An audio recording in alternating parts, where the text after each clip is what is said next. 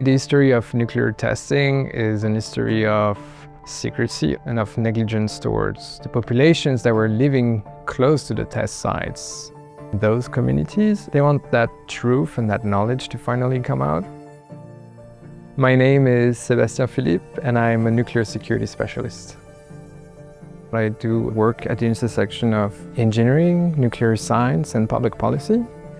I try to work on projects that reduce the risk of nuclear weapons being used. And I model the consequences of nuclear war and nuclear accidents.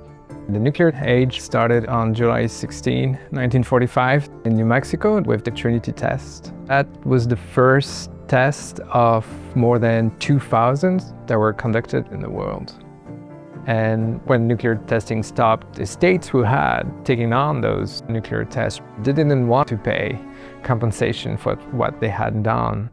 I built a computer model of the nuclear mushroom cloud from French nuclear testing in French Polynesia, and real weather data from when the test happened to retrace the trajectories of those radioactive clouds and identify what communities were impacted.